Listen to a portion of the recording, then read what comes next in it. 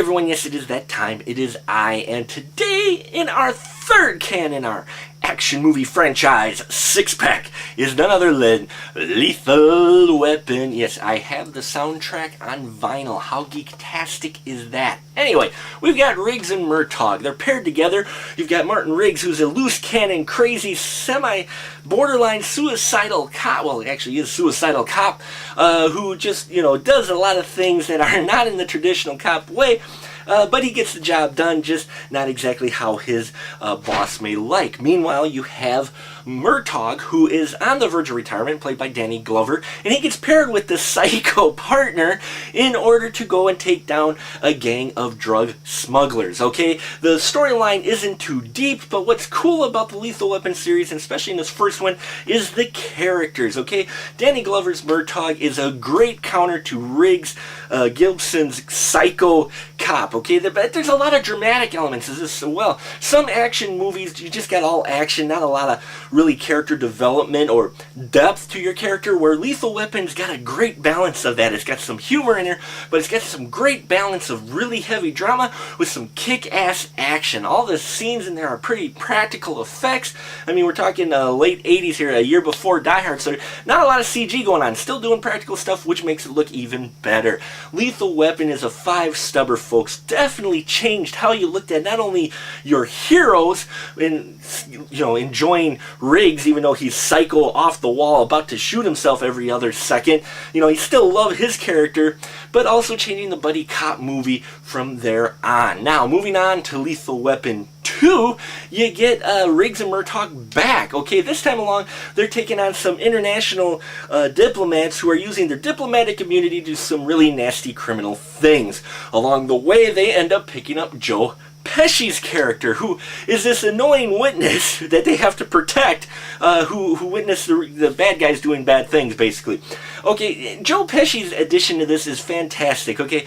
You would think bringing in this new blood, it might break up, the chemistry or whatnot, but no, these three mesh together well. I mean, Joe Pesci's character may be a little annoying, but he's supposed to be, but on the other hand, you can tell all the characters are really comfortable, and not only that, but Lethal Weapon 2 actually is a sequel that gives you some character development. What's lacking in a lot of sequels nowadays is they don't develop your characters anymore. It's just more of the same, whereas Lethal Weapon 2 does a fantastic job of further exploring Martin Riggs' psychosis, as well as going further into Murtaugh's family, and just, how well or how unwell they get along with that knit group, okay? And so they just play a lot of that, and it's still dark. There's still a lot of dark moments in here, especially with Riggs, and definitely some, really just depth, which you don't get a lot in a sequel. Plus, there's some fantastic, great practical effects, including this huge glass house, which you gotta see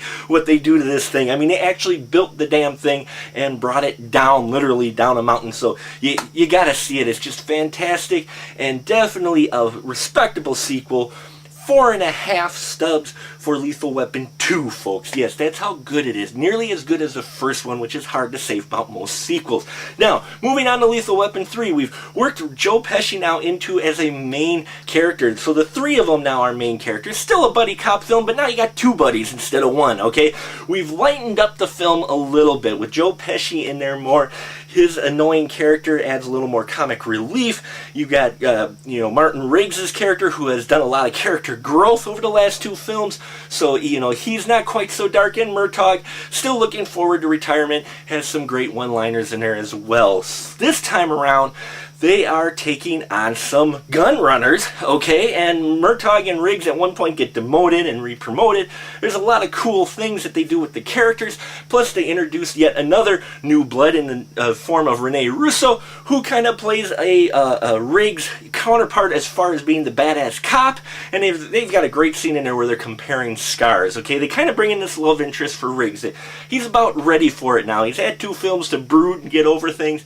And now by the 3rd film, they're adding a little bit more lighter, not quite so heavy on the drama, but still some kick-ass action, a lot of practical effects still, some great sight gigs, some fantastic one-liners, and just, you can still see these guys have not tired of their characters. You'd think after the third film they'd really get tired of them, but not these guys. They're very comfortable in these characters, and there's a lot of chemistry there. Now, we actually moved 6 years later before they came out with the final one, Lethal Weapon 4.